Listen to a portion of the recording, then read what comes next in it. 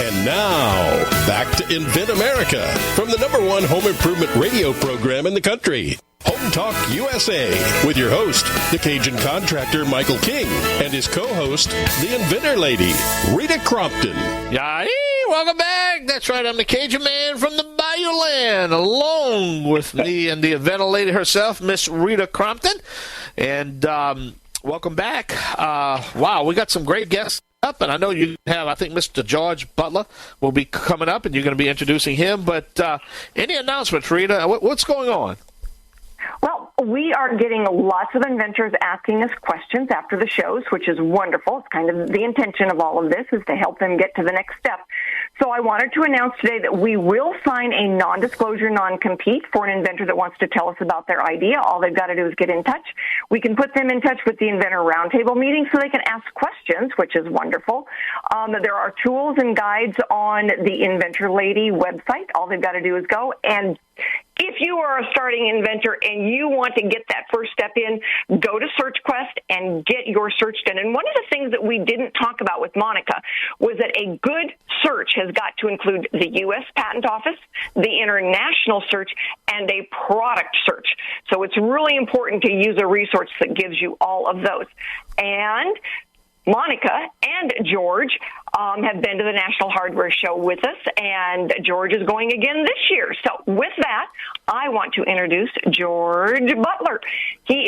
George, can we actually say you're an ex-rocket scientist? Because it is amazing how good you guys are at inventing stuff. But, you know, after spending 35 years as a rocket scientist for big companies like Rockwell International and McDonnell Douglas, George now invents things for the home, things for our pets. And so, George, we are so glad to have you on board with us today. And tell us a little bit about, I know you've done lots of different inventions and you hold lots of patents, or your names are on these patents, but tell us which one is going to be the one that you want to debut first at the National Hardware Show this year. Well, I have two really good ideas, and they both really are shoulder to shoulder as far as, I think, very marketable, very helpful, usable, and fun and good to go.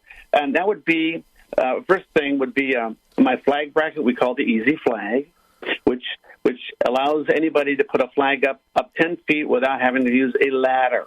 Ladders are not safe, all right? So this allows you to install a flag, rotate it up, and then back down again when you're done. Very easy, very safely. That's my first product. The second product is a better way to hook up your dog to his collar or her collar, whichever. Instead of the D-ring and a snap hook, which is what is commonly used right now, we call it the Q leash, and it's a special leash that now I can just with one hand reach down, hook it onto the pet's collar. And it can be a dog, it can be a cat, it can be a horse.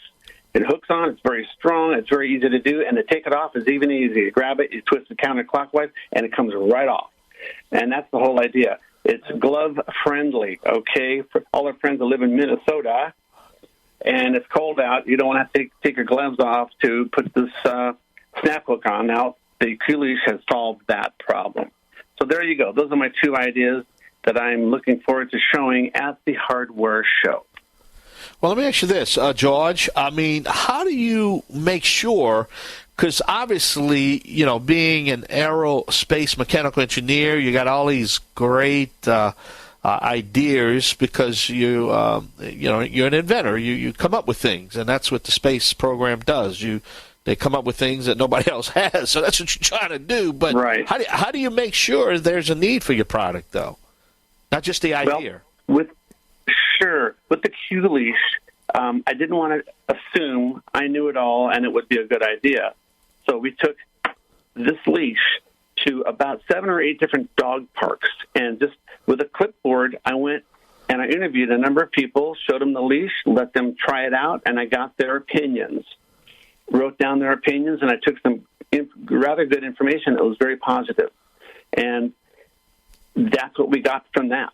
A lot of positive, input from people with pets. The second one, with the flag bracket, I had older people, younger people. I had my 8-year-old granddaughter put a flag up and down, up at 10 feet. That kind of says it all.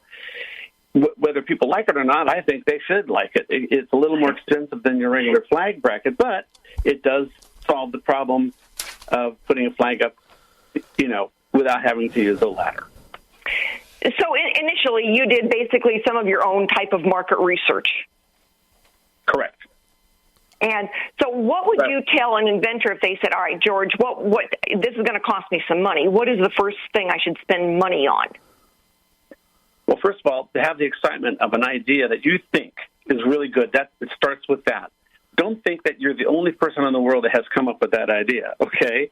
Because you would be amazed at how many times this is a big world, and it's connected with the internet, and now you have the ability to reach out and to do your own survey as to, is it out there already? And that's the first thing you want to do. And once you're convinced that your item is unique and no one else has patented it or marketed it or built it or anything like that, then go forward. But do your homework. Do all that first to convince yourself that you're ready to go with this. Yeah, I have George, it's Mike. I have a thing. You just got to ask two questions: need versus want. Sure. Is there a need, and will people want it? If you can answer them questions, I think the rest will fall in line. What do you think? Right. Exactly. Yeah. Need versus want. You might think it's a good idea, but the rest of the population might think it's so-so. And maybe it's not that marketable. And George, it's also timing, because how many times you see a product that was introduced 20 years ago, maybe didn't. Maybe the timing is off. The consumer was not going to accept it, and then you see it 15 years later. It's a hit. It just depends. And so it's a hit. It's all how you market it. Yes. Well, we got to go. We're out of time, my friend. George, give us that website. How can we learn more about you? My website? Yes, sir. Well, I've got a LLC, and I had a website. But, yeah. That's okay, George. Send them to Inventor Lady, because all George's products are listed on InventorLady.com. There you go. There you go. InventorLady.com. Rita will take care of it. Thank you for your time today, and thanks for your interest. I hope I was helpful in some way or another, okay? Oh, you are. All right, we got to go. Rita, thank you so much. Rita Crompton, the Inventor Lady, InventorLady.com. You can check out George Butler. I am the Cajun contractor, Michael King. Check out HomeTalkUSA.com. We're going to have another guest, another topic right here on the Thanks Genesis again, Michael. You have a good day. All right, on the Genesis Communication. On the Genesis Communication Radio Network at GCNlive.com. All right, Rita, tell them goodbye. All righty, sir. Talk to you later. All right. Have a good one. Bye-bye.